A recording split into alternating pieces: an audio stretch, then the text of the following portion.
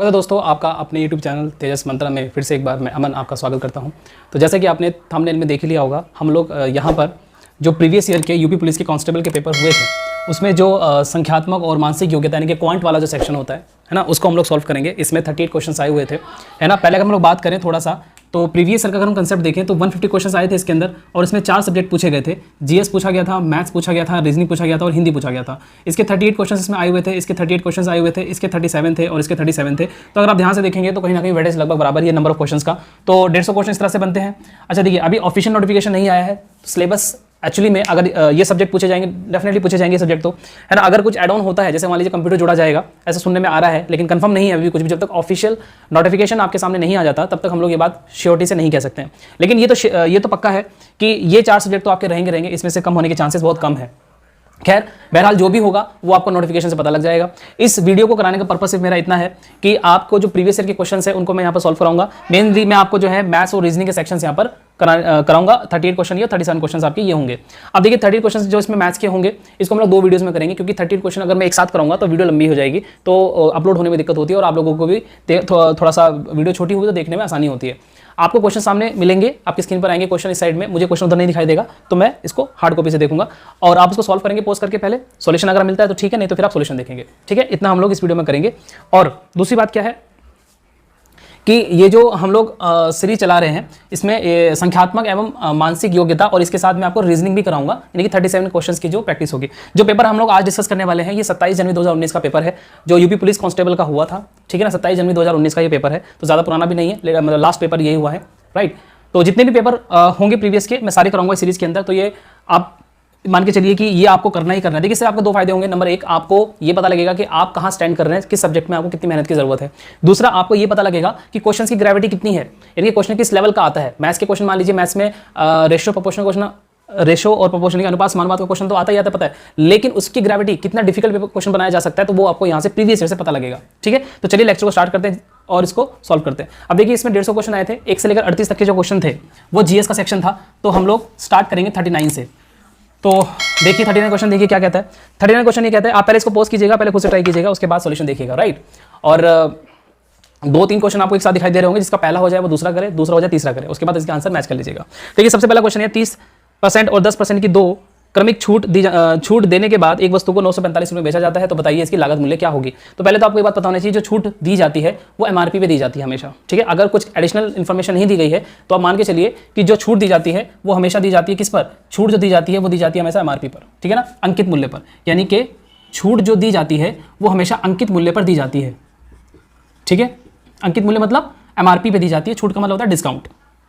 और जो जैसे मान लीजिए 1000 रुपये की कोई चीज़ है, इस पर मैं आपको 20% की छूट दे रहा हूँ, तो यानी कि मुझे कितने की मिलेगी, वो 80% पे मिलेगी, यानी कि कुल मिला के 800 रुपये पे आपको मिलेगी। यानी कि इसको सॉल्व छूट देने के बाद जो निकल कर आता है वो क्या होता है, वो आपका होता है विक्रय मूल्य। इसको हम लोग एसपी बोलते हैं, सेलिंग प्राइस इंग्लिश में, और हिंदी में क्या बोलते हैं, विक्रय मूल्य बोलते हैं। ये बात आपको पता होगी। दूसरा क्या होता है, एक क्वेश्चन डिस्काउंट से बहुत कॉमन क्वेश्चन बनता है कि आपको दे देंगे 10% और 20% की 2 छूट दी जाती है किसी वस्तु के ऊपर, तो बताइए इसका समतुल्य बट्टा क्या होगा, इक्विवेलेंट डिस्काउंट कितना होगा, आपसे पूछा जाता है। तो इसलिए सिंपल एक फॉर्मूला होता है, x minus y plus x y upon 100, ठीक है। इस फॉर्मूले में रखिए, आपको इक्विवेलेंट बट्टा निकल जाएगा। यानी कि यहाँ पर रखेंगे माइनस का 10, माइनस का 20 और प्लस का 10 गुना 20 गुना 100, ठीक है। इसको सॉल्व कर लेंगे तो यहाँ पर 2 बचेगा और यहाँ पर 30 होगा।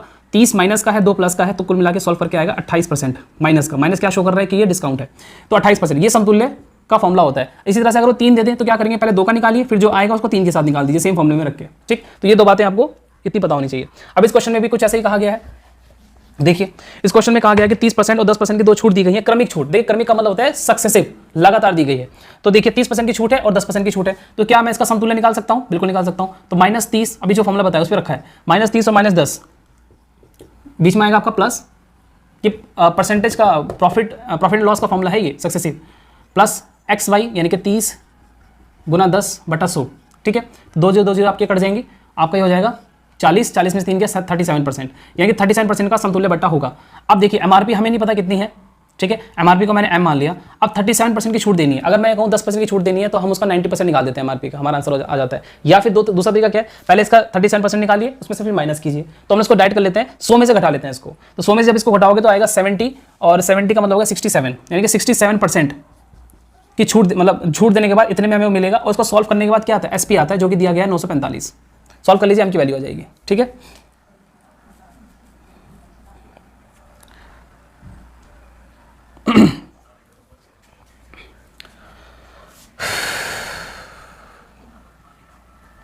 तो ये आपका पूरा पूरा कटेगा। देखो 67 1 जा 67 चलेगा, और 14 में से 7 गए 7, और 8 में 6 गए 2, 275, और 5 से काटेंगे तो 5 7 35, 5 3 5 5 30 और 3 33, कुछ गलती कर दी, 37 में से हम 100 में से घटाएंगे इसको, तो ये आपका आएगा, एक सेकेंड कैलकुलेशन गलती कर दी मैंने, एक सेकेंड रुकेगा, 37%। इसको 100 में से माइनस कीजिए, कितना बचेगा, 100 में से 30 माइनस कर लीजिए, 70 बचेगा, और 70 में से फिर 7 माइनस कीजिए तो आपका 63 आएगा। ओके 63 आना चाहिए था, तो ठीक है, एमआरपी का 63% निकलेगा जो आपका 945 के बराबर होना चाहिए। अभी देखिए 7 से कट जाएगा, 7 कम 7 2 बचेगा आपका 24, 7 या 21, 3 बचेगा, 7 बचे 35, 7 से कटेगा 7 9 63, 9 से भी कटेगा पूरा पूरा, 9 कम 9 4, 9 बचे 45, यानी कि जो एमआरपी निकलेगा वो 1500 निकलेगा। अब क्वेश्चन में उसने पूछा लागत मूल्य, देखिए लागत मूल्य इस क्वेश्चन में सीपी ही मान लिया जाएगा क्योंकि क्वेश्चन में कोई एक्स्ट्रा डिटेल नहीं दी गई है, तो इसका आंसर क्या आएगा, 1500 इसका आंसर आएगा, जो कि ऑप्शन नंबर आपका बी है। चलिए आगे चलते हैं, अगला क्वेश्चन देखते हैं, 40 क्वेश्चन देखते हैं। 40 क्वेश्चन जिन्होंने सॉल्व कर लिया, देखते हैं क्या आंसर आएगा इसका। देखिए ये क्वेश्चन बहुत अच्छा है, 10% ब्याज पर 2 वर्ष की अवधि के लिए एक निश्चित मूलधन पर साधारण ब्याज और चक्रवृद्धि ब्याज का रुपए से 1 रुपया कम है तो मूलधन ज्ञात कीजिए। कुल मिलाकर उसने अंतर दिया है और आपसे मूलधन पूछा है। इसके लिए आप सिंपली एक फॉर्मूला याद कर लीजिए, काम का फॉर्मूला है, सीधा फॉर्मूला पुट कीजिए, आंसर आ जाएगा। 2 साल का अगर चक्रवृद्धि ब्याज और एसआई का अंतर दे रखा हो तो आप इस फॉर्मूले में रख के निकाल सकते हैं। इस क्वेश्चन में कितना दिया गया, इस क्वेश्चन में दिया गया है 1 रुपया।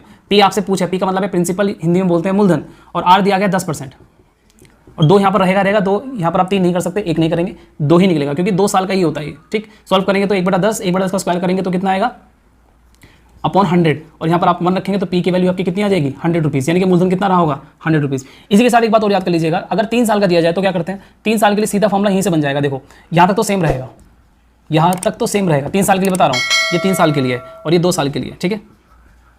तो इसमें हम क्या करते हैं, 300 प्लस आर अपॉन 100 कर देते हैं, ये आपका 3 साल का फॉर्मूला हो जाता है। ठीक है, अगला क्वेश्चन शायद इसी से रिलेटेड होना चाहिए। देखिए अगला क्वेश्चन सेम ऐसा ही है, 10% वार्षिक ब्याज की दर पर 3 वर्ष के लिए रुपये 2000 रुपये का मूलधन चक्रवृद्धि ब्याज और साधारण ब्याज के बीच का अंतर दिया गया है। ठीक है, क्वेश्चन आपने पढ़ लिया होगा आराम से, 3 साल का इस फॉर्म में रख दीजिए। सेम ही क्वेश्चन है, इसमें डिफरेंस निकालना है, पर इस वाले क्वेश्चन में यानी कि 41 क्वेश्चन में क्या निकालना है, आपको डिफरेंस निकालना है इस बार। तो डिफरेंस निकालना है तो रख दीजिए, जो दिया है वो पुट कर दीजिए वैल्यू इसके अंदर। पी दे रखा है 2000 रुपये, तो यहाँ पर 2000 रखिए। आर दे रखी है शायद 10%, आर दे रखी है आपको 10%, ठीक है, स्क्वायर कर दीजिए। 300 प्लस 10 गुना आपका हो जाएगा 100, सॉल्व कर लीजिए। 310 बटा इसको हम सॉल्व करेंगे तो 1 0 आपके कट जाएगी, 1/10, 1/10 का स्क्वायर करेंगे 100 आएगा, जिसमें 2 जीरो आपके कट जाएंगे, यानी कि ये तो पूरा सॉल्व हो गया। यहाँ बचा 20 और यहाँ पर आपका हो जाएगा 20 इंटू 310 बटा 100, 1 0 आपकी ये कट जाएगी और 1 0 आपकी ये कट जाएगी। तो डी की वैल्यू कितनी आ जाएगी टोटल आपके पास, 2 कम 2 3 6, ठीक है, 62 रुपये है ऑप्शन में, बिल्कुल ठीक है, ऑप्शन नंबर बी आपका बिल्कुल सही होगा। ठीक है, तो 62 रुपये आपका आंसर इसके अंदर आ जाएगा। तो यार इसको आप नोट कर लीजिएगा, अगर नहीं आपको पता था तो उसको लिख लीजिएगा। ठीक, आगे बढ़ते हैं। बाकी ब्रांच मेथड भी होता है, ब्रांच मेथड से भी कर सकते हैं, लेकिन वो अभी यहाँ पर जरूरत नहीं है, आसान क्वेश्चन था तो इसमें ज़्यादा आगे हम लोग नहीं जाएंगे। 42nd क्वेश्चन देखिए, 42nd क्वेश्चन देखिए जरा क्या कहता है। 42nd क्वेश्चन आपसे ये कहता है कि XYZ 3 साझेदार हैं, XYZ ने लाभ साझा किया, यदि कुल लाभ 3000 रुपये था तो X का हिस्सा Z की तुलना में 400 रुपये कम है, ये गिवन है उसको। ठीक है, कि जो X का हिस्सा है वो Z की तुलना में 400 रुपये कम है और Y का हिस्सा Z की तुलना में 200 रुपये कम है। XYZ का रेशो निकालना है। आसान क्वेश्चन है, थोड़ी लैंग्वेज ज़्यादा दे रखी है, लेंथी दे रखी है, बाकी क्वेश्चन आसान है। तो देखिए क्वेश्चन नंबर कौन सा है, 42 है, जिनका आंसर आ गया है। ठीक है, देखते हैं क्या आंसर आता है इसका। चलिए देखिए, उसने कहा है जो X का हिस्सा है वो Z से 400 रुपये कम है, जो कहा है वो करते चले जाइए। Y का हिस्सा Z से 200 रुपये कम है। ठीक है, और टोटल जो अमाउंट शेयर करना था इनको वो था 3000 रुपये। ठीक है, X और Y की वैल्यू पुट कर दीजिए यहाँ पर, Z माइनस 400 प्लस Y की वैल्यू हो जाएगी Z माइनस 200 प्लस Z को Z रहने दीजिए और 3000 आपको यहाँ इक्वल कर दीजिए। 1 Z 2 और 3 Z, 3 Z आपके साइड हो जाएंगे और माइनस का 400 और माइनस का 200 जुड़ जाएगा तो माइनस का 600 हो जाएगा, इज इक्वल टू 3000। ठीक है, 6000 उधर ले जाएंगे तो 3600 हो जाएगा आपका ये, और 3600 3 Z की वैल्यू आ जाएगा और इसका सॉल्व करके Z की वैल्यू आपके पास आ जाएगी 1200 रुपये। सीधा सॉल्यूशन किया है, कुछ नहीं किया अपने ने। अब Z की वैल्यू यहाँ पुट कर दीजिए तो X का पार्ट आ जाएगा आपका 800 रुपये, यानी X को कितना मिला होगा, 800 रुपये मिला होगा। Y को कितना मिला होगा, 1200 में से 200 घटा दीजिए तो 1000 रुपये 1200 को मिले। ठीक, तो यानी कि 1000, 800 और 1200। अब वो आपसे कह रहा है XYZ का रेशो बताइए। X को मिले हैं 800, ठीक, Y को कितने मिले हैं 1000 और Z को कितने मिले हैं 1200।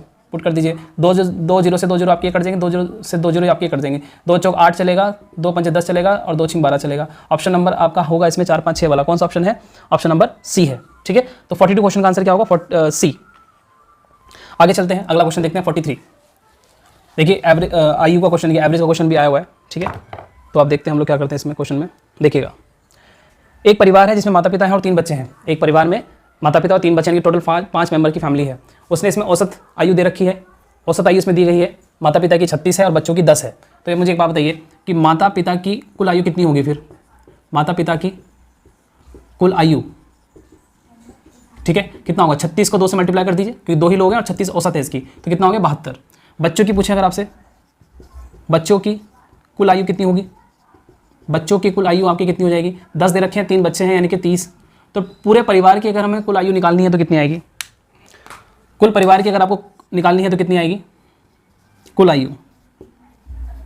कुल आयु जब निकालेंगे तो कितना आएगा? 72 + 30 यानी कि 2 और 102, ये आ गया आपका टोटल आयु। सदस्य कितने हैं टोटल? सदस्य हो गए आपके 5। तो औसत कितना निकलेगा? एवरेज कितना निकलेगा? जो कुल होता है उसको ऊपर रखते हैं, जितना नंबर होता है वो नीचे रखते हैं। सॉल्व करेंगे, 5 नीचे रखा जाएगा इसमें, तो 5 नीचे रखेंगे तो 5 दूनी 10, 0 5 चौक 20, आंसर होगा 20.4। ऑप्शन है बिल्कुल ठीक है, बी ऑप्शन इसमें आपका आंसर हो जाएगा। चलिए आगे बढ़ते हैं। क्वेश्चन नंबर कौन सा था? ये क्वेश्चन नंबर था आपका 43। ये 43 क्वेश्चन था भाई। आगे चलते हैं और 44 क्वेश्चन देखते हैं, ठीक है। 44 क्वेश्चन देखते हैं क्या कहता है। देखिए 44 क्वेश्चन आपसे क्या कहता है कि 18 वस्तुएं 15 रुपए की औसत पर बेची जाती हैं और 12 वस्तुओं की लागत कीमत प्रति वस्तु 16 रुपए थी। शेष 6 वस्तुओं की में से प्रत्येक का लागत मूल्य निकालना है यदि इस लेन देन में कोई भी प्रॉफिट एंड लॉस नहीं हुआ है। देखिए लास्ट की लाइन पढ़ेंगे तो आपको क्वेश्चन का हिंट मिल जाएगा। ये ऐसा कहना चाह रहे हैं, मान लीजिए मैंने कोई 1000 रुपये की खरीदी और 1000 की ही बेच दी, तो मुझे ना ही कोई लॉस हुआ ना ही कोई प्रॉफिट हुआ, बस यही इस क्वेश्चन का हिंट है, इसको पकड़ लीजिए। उसने कहा है कि 16 वस्तुएं जो है 18 वस्तुएं 15 की औसत से बेची गई हैं, तो कुल विक्रय कितना हो गया? कितने का? 18 वस्तुओं का कुल एसपी कितना होगा? एसपी का मतलब विक्रय, तो 18 को आप मल्टीप्लाई कर दीजिए क्योंकि उसने पर वस्तु का दे रखा है कितना? 15, तो 18 गुना 15 कर दीजिए। सोल्व कर लीजिए इसको, 18 5 90 0 9, 18 1 18 और 2 20 और 7 27, 270 रुपये एसपी हो गया। कुल विक्रय कितना आ गया? 270 आ गया।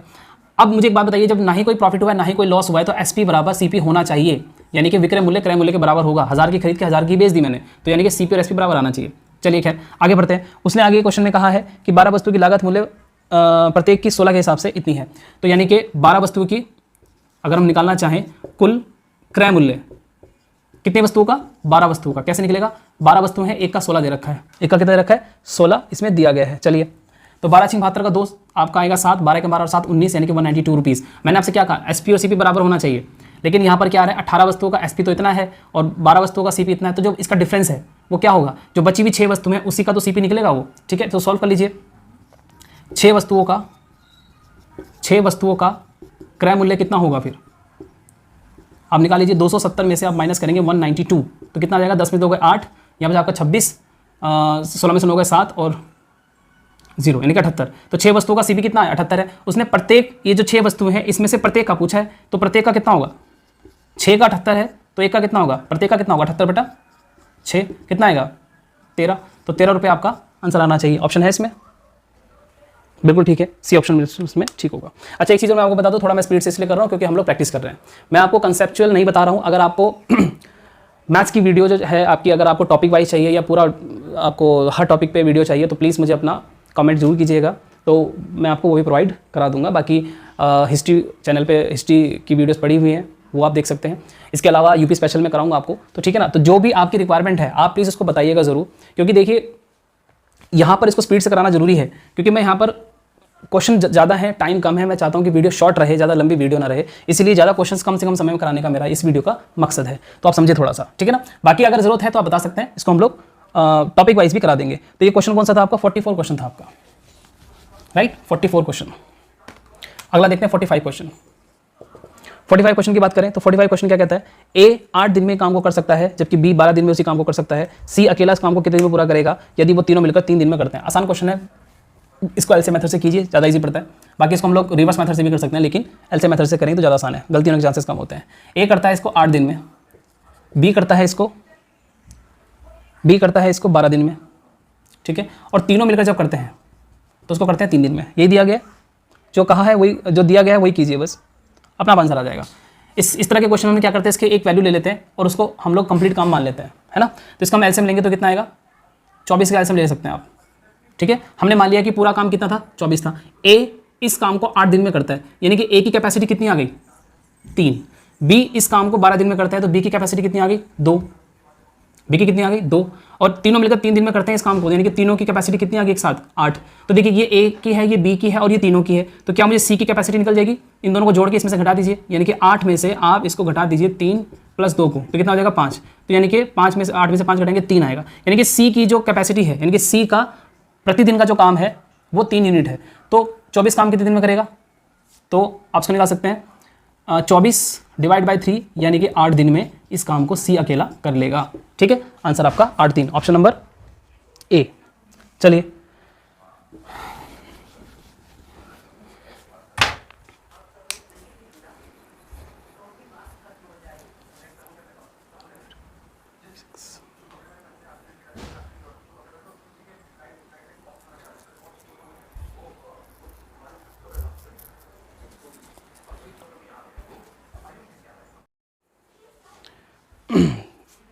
जी, तो अगला क्वेश्चन देखिए क्या है, 46 क्वेश्चन देखिए। यात्रा पर गया हुआ एक आदमी पहले 120, एक सेकेंड, ठीक है, हाँ, यात्रा पर गया हुआ एक आदमी पहले 120 किलोमीटर 60 किलोमीटर प्रति घंटे की चाल से जाता है। अगले 120 किलोमीटर जो जाता है वो जाता है 80 की स्पीड से। तो आपसे पूछ रहा है औसत। देखिए इस क्वेश्चन को करने के 2 तरीके हैं, एक तो आपको स्पीड डिस्टेंस दी गई है, स्पीड दी गई, पहले टाइम निकालिए दोनों का, क्योंकि औसत बराबर क्या होता है, कुल चली गई दूरी बटा कुल समय। ठीक है, लेकिन अगर आपको स्पीड गिवन हो और औसत पूछे तो आपको डिस्टेंस की कोई आवश्यकता नहीं होती। सिंपल फॉर्मूले से आप निकाल सकते हो कि औसत बराबर क्या होता है, औसत बराबर आपका होता है 2 गुना पहली स्पीड गुना दूसरी स्पीड डिवाइड बाय पहली स्पीड प्लस दूसरी स्पीड। इस फॉर्मूले में रखिए, टाइम बचेगा, सीधा सीधा आप कर सकते हैं। दूसरे मेथड से भी जा सकते हैं, लेकिन ज़रूरत नहीं है जब अपने को ये फॉर्मूला याद है तो। ठीक है, तो 2 गुना पहली स्पीड कितनी है 60 है, दूसरी कितनी है 80 है, दोनों को उठा के जोड़ दीजिए, कितना आएगा 140 नीचे आ जाएगा। ठीक है, तो ये आपकी एवरेज स्पीड निकल के आ जाएगी। क्या निकल के आ जाएगी, एवरेज स्पीड आपकी निकल कर आ जाएगी। तो इसको सॉल्व करेंगे तो 140 नीचे बनेगा, कितना बनेगा 140, 0 से 0 काट दीजिए, 2 7 14 आएगा आपका, 2 चौक 8 आएगा आपका। ठीक है, अब 4 दूनी 8, 8 6 48, 480 डिवाइड बाई 7, तो 7 6 42 आएगा आपका, 6 बचेगा, 7 2 56, 7 6 42, 6 बचा, 7 2 56। 68 से संबंधित कोई है ऑप्शन में, अगर है तो आगे सॉल्व करने की कोई आवश्यकता नहीं है। क्वेश्चन नंबर आपका 68.57 बी ऑप्शन है, आगे सॉल्व करने की जरूरत नहीं है। ठीक, बाकी करना चाहे तो कर सकते हैं। चलिए ये क्वेश्चन था आपका 46। देखिए 47 क्वेश्चन और आसान है, इससे भी आसान क्वेश्चन है ये जो हमने अभी किया। देखिए इसमें क्या कहा है, इसने स्पीडों का जो स्पीड है उसका रेशो दे रखा है 10:11, और एक कंडीशन दे दी उसने कि पहले वाली जो कार है वो 500 किलोमीटर चलती है, कितने 500 किलोमीटर चलती है वो आपके 10 घंटे में। तो यानी कि इसकी जो पहले वाली की जो स्पीड होगी कितनी आ गई, 50 आ गई, कितनी आ गई 50। तो ये किसकी आई है, ये पहले की आई है। अब देखो हमारे हिसाब से 10 होना चाहिए, इनके हिसाब से 50 है, कितने गुना ज़्यादा है 5, तो इसकी कितनी होनी चाहिए 5 गुना ही होनी चाहिए, यानी कि 55। अब इसका ऑप्शन हो सकता है आपको नहीं दिखाई दिया गया होगा, इसके ऑप्शन कटे हुए हैं, तो याद रखिएगा 55 किलोमीटर प्रति घंटा इसका आंसर होगा। अगर आपका आंसर 55 आया तो बिल्कुल ठीक है, इजी क्वेश्चन है। आगे चलते हैं 48 क्वेश्चन जो है, देखिए अच्छा क्वेश्चन है ये भी, इस टाइप का क्वेश्चन आने की उम्मीद पूरी है। ये क्वेश्चन ऐसा ज़रूर आता है, ठीक है, और इसमें टाइम नहीं खर्च करना है अपने को, कैलकुलेशन होती है सिर्फ इसमें। देखिए जब भी एक वस्तु को पिघलाकर किसी दूसरी वस्तु में बदला जाएगा तो उसकी एक चीज़ हमेशा कॉमन होती है, वो होता है उसका आयतन। तो आपको जो है अगर वो शंकु को सिलेंडर में बदले, सिलेंडर को शंकु में बदले, या फिर शंकु को गोले में बदले या गोले को तार में बदले, कुछ भी हो, आपको आयतन बराबर करना है बस। और आयतन का फॉर्मूला आपको यहाँ पर पता होना चाहिए। तो देखिए गोले को इसमें सिलेंडर में कन्वर्ट किया जा रहा है, तो आपको पता है कि गोले का जो आयतन होता है वो 4/3 पाई r3। गोले का जो त्रिज्या दे रखा है वो दे रखा है आपको 9 सेंटीमीटर, तो पाई r3 होता है, 4/3 पाई r3। और जो सिलेंडर होता है, सिलेंडर का फॉर्मूला होता है पाई r² h इसकी r दे रखी है, इसकी r जो है वो दे रखी है, कितनी है, इसकी r दे रखी है 3 सेंटीमीटर, यानी कि 3 का स्क्वायर कर दीजिए उठा के। यहाँ पर 3 का स्क्वायर करेंगे 9 आएगा, 9 से यहाँ पर 3 पावर है, 1 पावर कट जाएगी तो कितना आएगा 9 की पावर 2, 9 की पावर 2 का होता है 81, 81 गुना 4/3, इस पाई से ये पाई कट जाएगा, इसको सॉल्व नहीं करना है। ठीक, आगे देखते हैं, ये आपका बचेगा यहाँ पर h, और उसने h ही पूछी है, 3 को से काट देंगे आएगा 27, और 27 को 4 से मल्टीप्लाई करेंगे तो आपका आंसर आएगा 108 सेंटीमीटर। तो दिस इज़ योर आंसर, जो कि ऑप्शन नंबर कौन सा है, ऑप्शन नंबर आपका बी है। उम्मीद करता हूँ आपको समझ में आ गया होगा, है ना। इजी क्वेश्चन हैं इसमें काफ़ी, तो ऐसा भी नहीं है डिफिकल्टी आएगा, कुछ क्वेश्चन आपको फंसा सकते हैं। जैसे 49 क्वेश्चन है, ये बहुत अच्छा क्वेश्चन है। 49 क्वेश्चन देखिए, 49 क्वेश्चन क्या कहता है कि 6 से विभाजित सबसे छोटी 4 अंकों वाली संख्या के अंकों का योग और 11 से विभाजित सबसे छोटी 5 अंकों वाली संख्या के योग का गुणनफल ज्ञात करें। अच्छा क्वेश्चन है। इस तरह का क्वेश्चन भी पूरे चांसेस हैं ज़रूर आएगा। नंबर सिस्टम का ये क्वेश्चन है, तो आप देख सकते हैं कि कौन कौन से टॉपिक से क्वेश्चन उठाए गए हैं। चलो करते हैं इस क्वेश्चन को। 49 क्वेश्चन आपका ये है। चलिए, पहली बात तो ये है कि इसने कहा है कि 6 से विभाजित होने वाली 4 अंकों की सबसे छोटी संख्या। तो पहला तो टारगेट आपके पास यही है कि 4 अंकों की सबसे छोटी संख्या आपको चाहिए। ये हो गया आपकी 4 अंकों की सबसे छोटी संख्या। लेकिन ये वो संख्या है, सबसे छोटी संख्या है 4 अंकों की। लेकिन अभी आपको ये भी चेक करना है क्या 6 से कट भी रही है, नहीं, क्योंकि हमें 6 से पूछा है। तो 6 से उसको करके देखते हैं अगर, तो 6 कम 6 4 बच गया 40, 6 6 36 4 बच गया, फिर से 40, 6 6 36 फिर से 4 बच गया, यानी कि 4 शेषफल बच रहा है। तो अगर मुझे 6 से पूरा काटना है तो 2 काम में कर सकता हूँ। या तो मैं 4 इसमें से घटा दूँ, 4 जो कि शेषफल बचा है इसमें से अगर मैं घटा दूंगा तो संख्या 3 डिजिट की हो जाएगी, पर प्रॉब्लम हो जाएगी, क्योंकि 4 डिजिट तो कंडीशन है, 4 डिजिट तो रखना ही रखना है अपने को। 4 इसमें शेषफल भी आ रहा है, तो अगर शेषफल में घटा दूंगा तो संख्या 3 डिजिट की बन जाएगी। तो फिर दूसरा ऑप्शन क्या है? दूसरा ऑप्शन हमारे पास ये है कि 4 में मैं ऐसा क्या जोड़ूँ कि 6 से कट जाए। तो 4 में मिनिमम वैल्यू क्या जोड़ूँ कि 6 से कट जाए? 2, यानी कि 4 में अगर 2 जोड़ दूंगा तो 6 से पूरा कट जाएगा। कहने का मतलब यह है इस संख्या में अगर मैं 2 जोड़ दूं, अगर इस संख्या में 2 जोड़ दूं तो ये 6 से पूरा डिविजिबल होगा। ठीक है, तो हमारा काम हो गया। तो पहली बात तो हमारी निकल गई। अब ये जो दिया गया है इसका जोड़ कितना है, इसका जोड़ उसने पूछा है कितना हो जाएगा 3। पहली बात हमारी निकल गई। दूसरी बात, दूसरी लाइन में उसने ये कहा है कि हमें 5 अंकों की सबसे छोटी संख्या चाहिए। तो 5 अंकों की पहले सबसे छोटी संख्या ये निकाल लीजिए, लेकिन ये 11 से डिविजिबल होनी चाहिए। फिर से वही करेंगे, 11 से काट के देखो, 11 में 99 होता है, 1 बचेगा, फिर से 0 बढ़ाएंगे 100 बन जाएगा ये, और 11 से फिर से डिवाइड करेंगे तो आपका 99 से आएगा और फिर 1 बच जाएगा, यानी कि 1 शेषफल बच रहा है। फिर से वही बात, क्या मैं इसमें से घटा दूं? अगर ये घटा दूंगा तो ये फिर 5 डिजिट की नहीं रह जाएगी, 4 डिजिट की रह जाएगी। तो क्या करें, 1 में क्या जोड़ूं कि 11 से कट जाए, यानी कि 10 जोड़ दूं। यानी कि अगर इस संख्या में मैं 10 जोड़ देता हूं तो वो जो संख्या निकल कर मेरे सामने आएगी वो 11 से डिवाइड होगी। करके देख लो, 11 में 99, 1 बचेगा, 11 को 11 पूरा कट गया। तो 5 अंकों की 11 से डिवाइड होने वाली संख्या यही हो सकती है और कोई नहीं हो सकती। तो इसको जोड़े हम लोग, अगर इसकी संख्याओं, इसके जो अंक हैं इसको जोड़ लीजिए, क्योंकि क्वेश्चन में कहा गया है ऐसा। 1 + 0 + 0 + 1 + 0 कितना हो जाएगा ये? 2।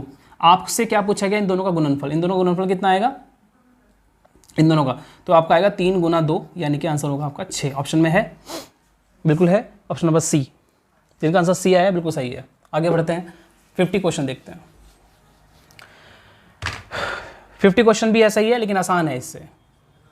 देखिए नंबर सिस्टम से कितने क्वेश्चन आए हुए हैं। ठीक है, 4 से 5 क्वेश्चन आपको देखने के लिए मिलेंगे इसमें। तो देखिए, सबसे बड़ी संख्या 5 अंकों की कौन सी होती है? सबको पता है। ठीक, सबसे छोटी संख्या 4 अंकों की कई हो सकती है। इन दोनों का अंतर पूछ रहा है बस आपसे। 9 9 9 8 9। याद रखिए आसान क्वेश्चन है, लेकिन जब ऑप्शन आप क्लिक करेंगे तो थोड़ा सा ध्यान से कीजिएगा। तो इसका ऑप्शन नंबर सी होगा। ठीक है, ऑप्शन नंबर सी। 51 क्वेश्चन देखिए क्या है भाई। 51 क्वेश्चन क्या कहता है? किसी कक्षा के बच्चों के बीच मुफ्त नोटबुक समान रूप से बांटी गई है। प्रत्येक बच्चे को मिली नोटबुक की संख्या बच्चों की संख्या का 1/8 है। यदि बच्चों की संख्या आधी कर दी जाए तो प्रत्येक बच्चे को 16 नोटबुक मिलती है, तो कुल नोटबुक कितनी होंगी?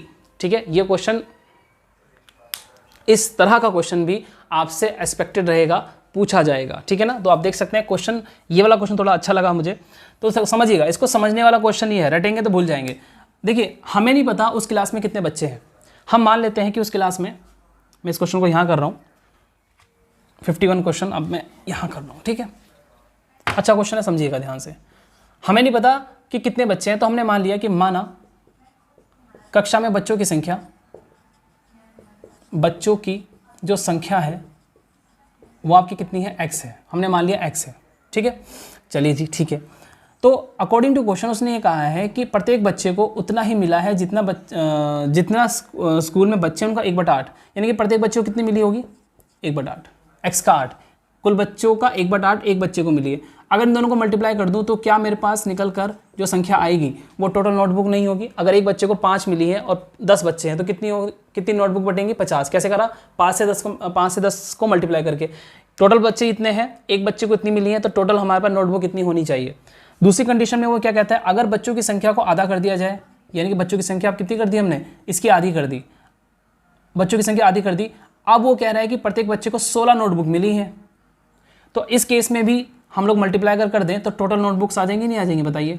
आ गई। अब ये भी टोटल नोटबुक्स हैं, ये भी टोटल नोटबुक्स हैं, दोनों उठा के बराबर रख दो। x² / 8 is equal to 16x/2। एक x ये कट जाएगा, 2 चौक हो जाएगा आपका। तो x की वैल्यू कितनी आ जाएगी आपकी 64। अभी देखिए आपका आंसर नहीं आया, अभी x की वैल्यू आपकी 64 आ गई, यानी कि बच्चों की संख्या तो आ गई 64। लेकिन वो आपसे क्या पूछ रहे हैं, वो आपसे पूछ रहे हैं कि टोटल नोटबुक्स कितनी है। तो टोटल नोटबुक्स या तो ये हो सकती है या तो ये हो सकती है, दोनों बराबर ही है। तो या तो यहाँ रख लीजिए या तो यहाँ रख लीजिए, मैं ऊपर वाले में रख रहा हूँ। तो जो कुल नोटबुक्स हैं,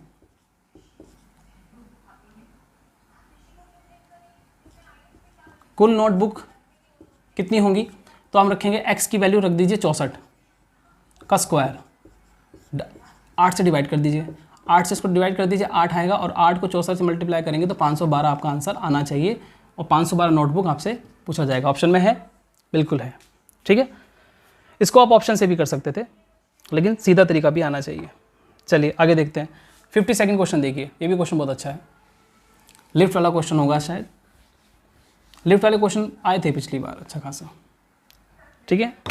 चलिए, x इमारत के बीच 11वीं मंजिल पर लिफ्ट पर में जाता है, चले, और 57 मंजिल प्रति मिनट की दर से ऊपर जाता है, ठीक है।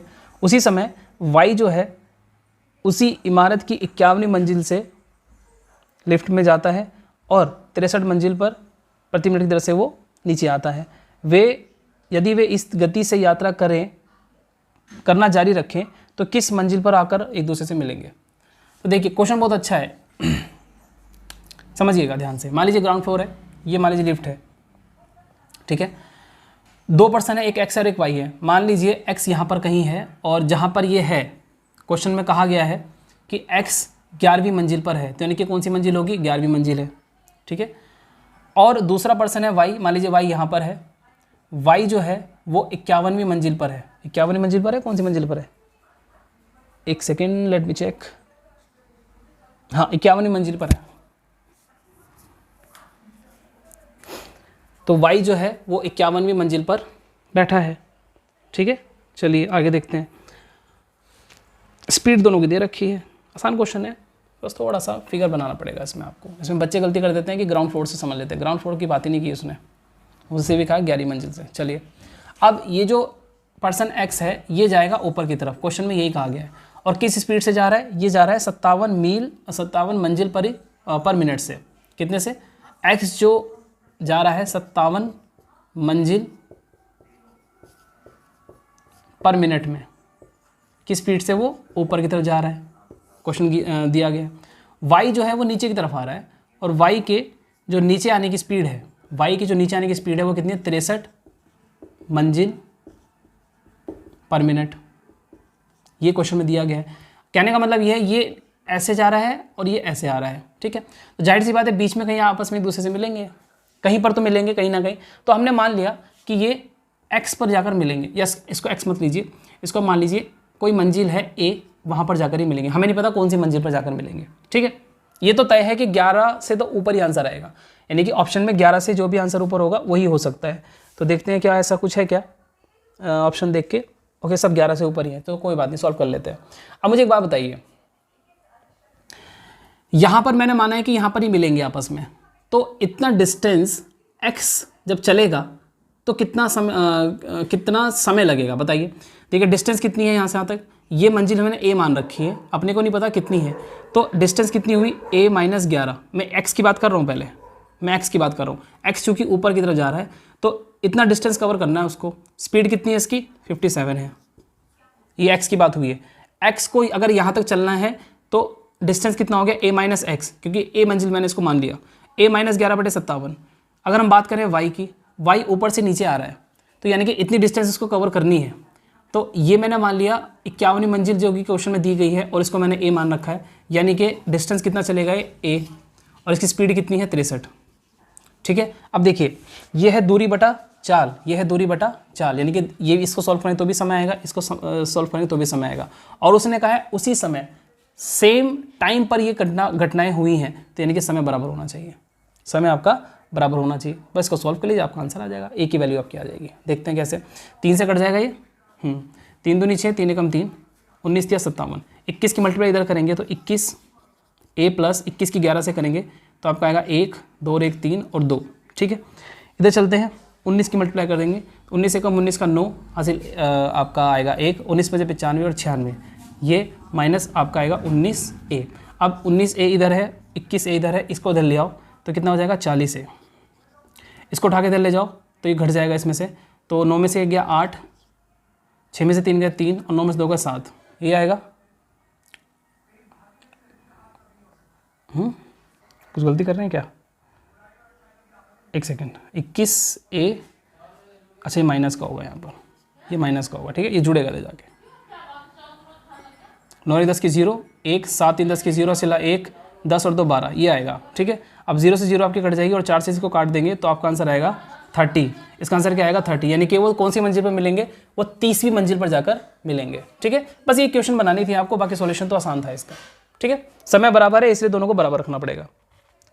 आगे चलते हैं, 53 क्वेश्चन देखते हैं। ये क्वेश्चन कौन सा क्वेश्चन था? ये 52 था। 53 क्वेश्चन की बात करते हैं, चलिए समझिएगा। अगला क्वेश्चन क्या है?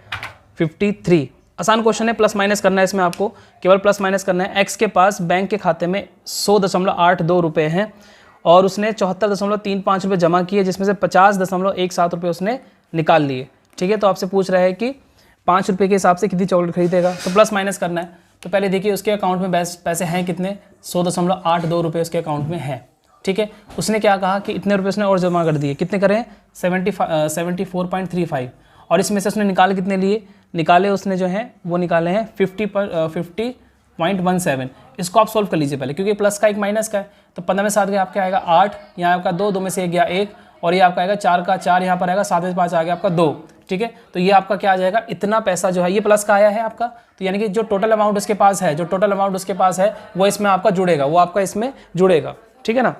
एक सेकेंड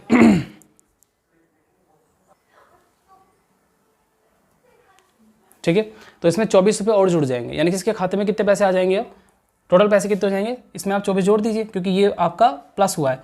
तो यानी कि 100.82 और 24.18, 8 10 की जो सिलवा 1, 9 10 की 0, 1 आपका हो जाएगा 125 रुपये, यानी कि उसके खाते में कितने पैसे होंगे टोटल इस समय 125। अब 5 रुपये की चॉकलेट के हिसाब से उसे खरीदनी है, तो कितना आएगा, 5 से डिवाइड कर दो इसको, कितना आंसर आएगा 25, यानी कि कुल जितना भी खाते में उसके पैसे हैं उससे वो 25 चॉकलेट खरीद लेगा, जो कि इसका आंसर दे रखा है। ऑप्शन नंबर आपका होगा ये सी। चलिए 54 क्वेश्चन देखिए। 54 क्वेश्चन की बात करें, वह छोटी छोटी संख्या कौन सी है जो 12, 20, 24 द्वारा विभाजित किए जाने पर प्रत्येक दशा में शेषफल 8 देती है। 54 क्वेश्चन देखिए। 54 क्वेश्चन देखिए, वह छोटी से छोटी संख्या कौन सी है जो 12, 20 और 24 से अगर विभाजित की जाए, ठीक है, किया जाए तो प्रत्येक दशा में 8 ही शेष बचता है। तो इसका आप एलसीएम निकाल लीजिए सीधा सीधा, है ना। इसका एलसीएम निकाल लीजिए और उसमें 8 जोड़ दीजिए, या फिर ऑप्शन से कीजिए। तो छोटी छोटी संख्या पूछ रहे हैं कि एलसीएम निकलेगा, तो 12, 20 और 24 इसका एलसीएम निकालना है अपने को, ठीक है। तो इसका एलसीएम निकलेगा 120, अब निकाल के देख लीजिए 120 ही आएगा, ठीक है। 120 का एलसीएम होगा, लेकिन 120 तो वो संख्या होगी जो पूरा पूरा काट देगी। 8 शेषफल भी बचाना है तो 8 इसमें जोड़ दीजिए, आंसर क्या आएगा 128, ठीक है। इन क्वेश्चन में टाइम नहीं लगाना बिल्कुल भी, या तो ऑप्शन से जाइए या सीधा सीधा सॉल्व कर लीजिए, ठीक है। तो 54 का आंसर क्या आएगा आपका 128, 54 का आंसर आपका ये होगा बी ऑप्शन, ठीक है। आगे चलते हैं 55 क्वेश्चन देखते हैं, ये आपका 54 था। 55 क्वेश्चन देखते हैं। 55 क्वेश्चन क्या कहता है? 55 क्वेश्चन ये कहता है कि 2x + 3, आसान क्वेश्चन है ये भी, 2x + 3 अनुपात दे रखा है 5x + 4 का। 2x + 3 डिवाइड बाय, कि रेशो को हम लोग फ्रैक्शन में लिख सकते हैं 5x + 4, ये है 3/4 का 3 क्या बोला इसने का 3 गुना अनुपात है। देखो 3 गुना नहीं बोला इसने, 3 गुना अनुपात है, यानी कि ये क्यूब होगा, इस पर मल्टीप्लाई मत कर देना। 3 गुना अनुपात है यानी कि 3 गुना अनुपात है, ठीक है। बस सॉल्व कर लीजिए इसको, ये कितना होगा 3 3 होते 27 और 4 चौक 16 चौके 64, ये हो गया। और 2x + 3 इधर आएगा आपका, और 5x + 4 ये होगा। इसकी मल्टीप्लाई यहाँ कीजिए, इसकी मल्टीप्लाई यहाँ कीजिए, सीधा सॉल्यूशन आपका आ जाएगा। 64 से करेंगे तो आ जाएगा 128, x + 3 चौक 12 का 2, 1 3 18 और 1 19 192। 27 की करेंगे 27 135x प्लस 108। तो x वालों को एक साथ ले लीजिए, इसको इधर ले जाएंगे तो घट जाएगा, 2 और 5 7 बचेगा आपका, 2 और 5 7 7x, और 192 में से इसको घटा देंगे तो 12 में 60 गए 4 और 18 में 10 गए 8। ठीक है, 7 से काटेंगे इसको तो 7 एकम 7। ये अभी आपका आंसर नहीं आया होगा क्योंकि उसने इसका क्या पूछा है, वर्ग पूछा है। तो 12 का वर्ग कितना होता है 144। This is your answer. जिनका आंसर 144 आ रहा था बिल्कुल ठीक है। आगे बढ़ते हैं, 56 क्वेश्चन देखते हैं। ठीक है, 56 क्वेश्चन जो है, एक परीक्षा में एक छात्र को 85% अंक प्राप्त होते हैं, 4 विषयों में उनके अंक क्रमशः इतने हैं, तो 5वें विषय में अर्जित अंक कितने होंगे।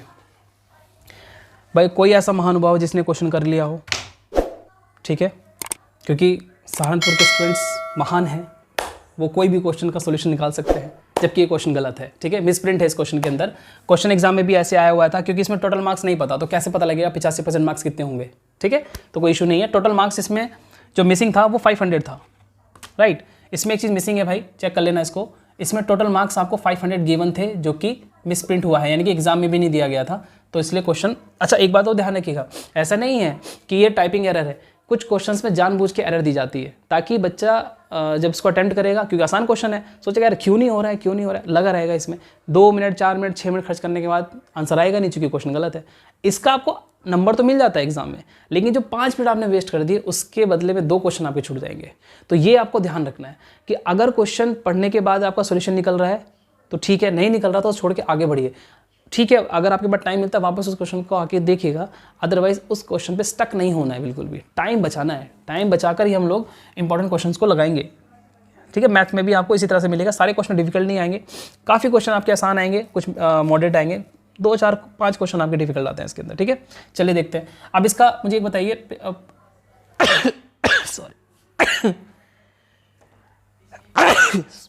सॉरी, ठीक है, इसका 85% उसने मार्क्स गेन किए हैं, तो कितने मार्क्स गेन किए उसने, 85% ऑफ टोटल मार्क्स।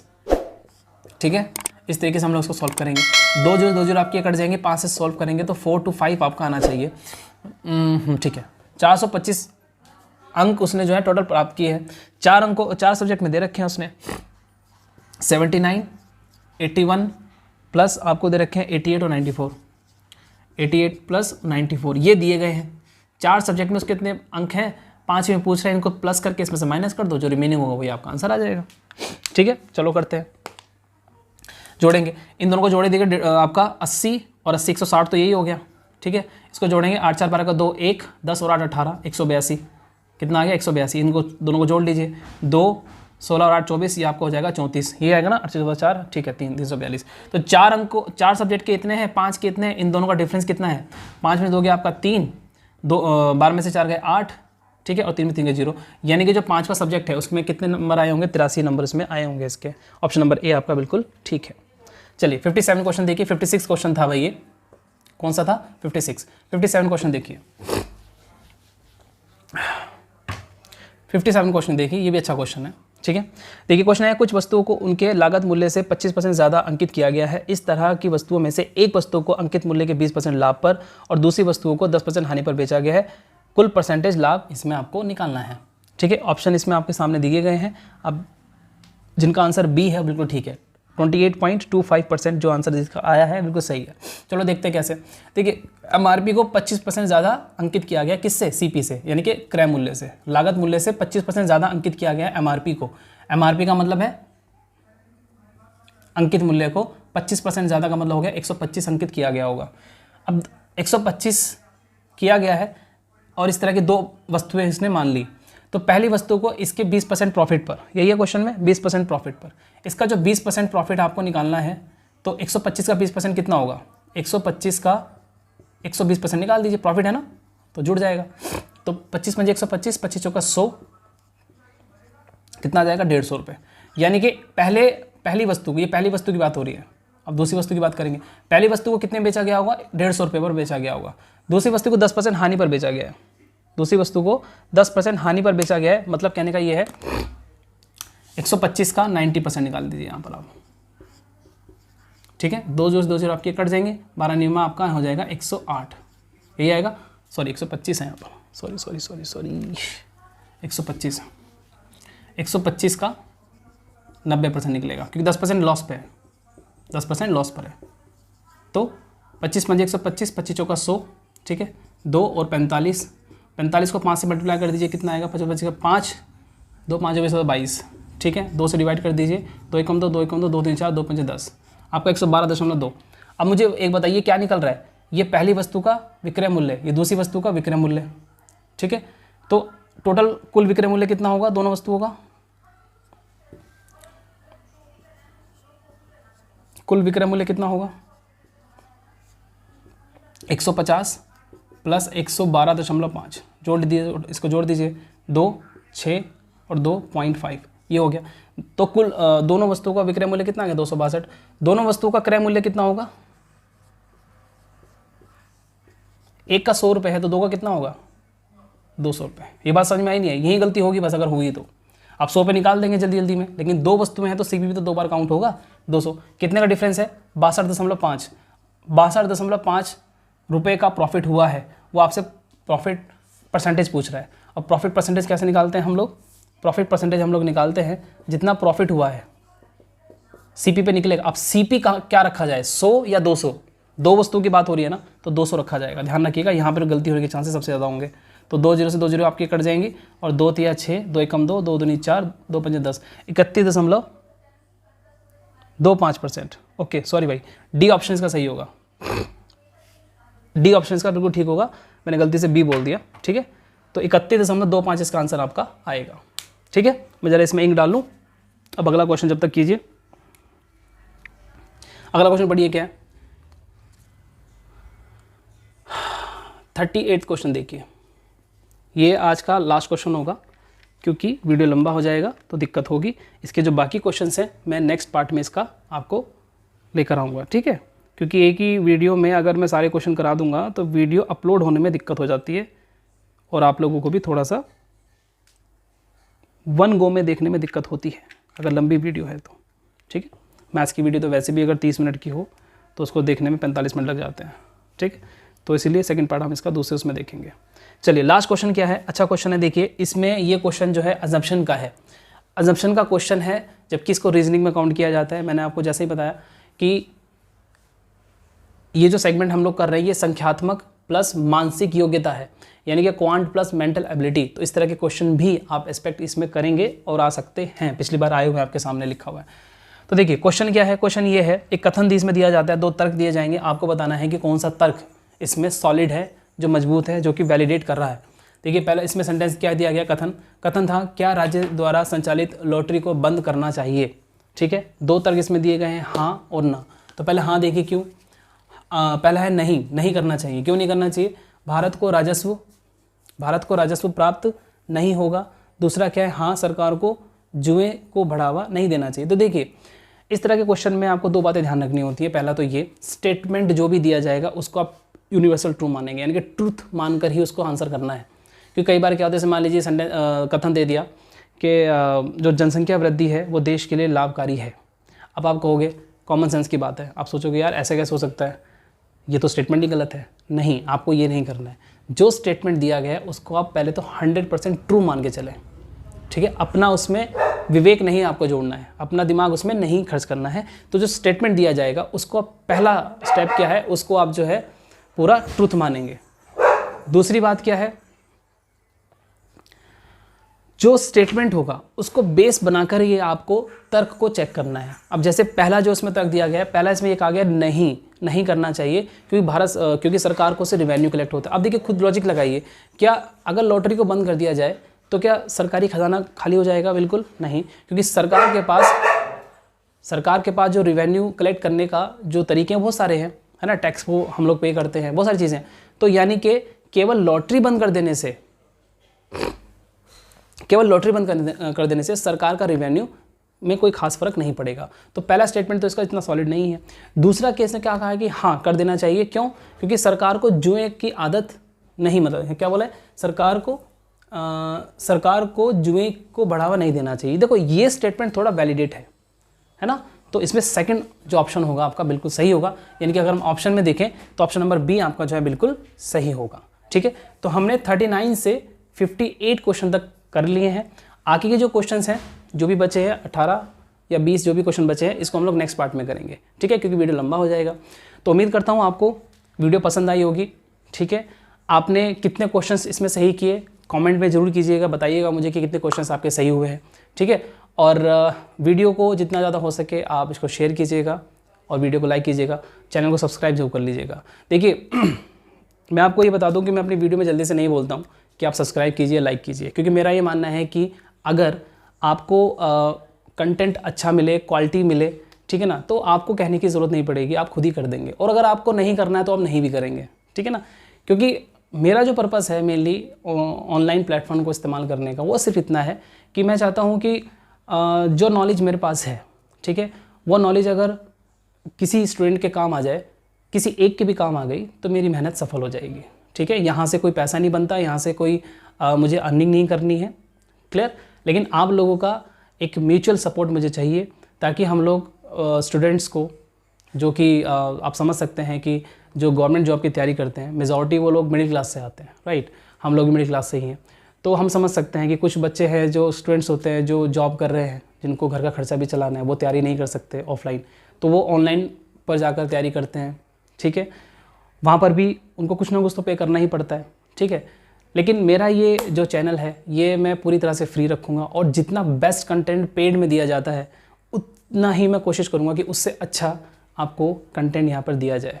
लेकिन जब आप उसको सब्सक्राइब करेंगे, लाइक करेंगे, तो मुझे लगेगा कि हाँ आप लोग इस चीज़ की मेहनत को पसंद कर रहे हैं, तो मैं अपना 200% दूंगा, ठीक है। बस इतना सा इसमें आप कह सकते हैं मेरा सेल्फ है। अदरवाइज़ आपको अगर कंटेंट अच्छा लगता है तो आप इसको लाइक कीजिएगा, अदरवाइज़ नहीं लगता है तो लेकिन अपना कमेंट जरूर कीजिएगा कि भाई आपको इसमें क्या चीज़ें इंप्रूवमेंट या सही नहीं लगी, ठीक है। आपके जो भी कमेंट होंगे मैं ज़रूर पढ़ूंगा, उसको रिप्लाई भी करूँगा। और दूसरी बात, मेरा इसमें व्हाट्सअप नंबर आपको डिस्क्रिप्शन में मिल जाएगा। अगर कोई भी कंटेंट या किसी टॉपिक से रिलेटेड या नोटिफिकेशन से रिलेटेड या इसके अलावा भी एग्ज़ाम से रिलेटेड कोई भी इन्फॉर्मेशन आपको चाहिए तो आप मुझसे डायरेक्ट कनेक्ट कर सकते हैं और जैसे ही मेरे को टाइम मिलेगा मैं आपको रिप्लाई करूँगा, ठीक है। तो मिलते हैं जल्दी अगली वीडियो में, इसके सेकंड पार्ट को लेकर आते हैं, उस पर रीजनिंग को करेंगे, ठीक है। तो अपना ध्यान रखिए और पढ़ते रहिए। Thank you so much.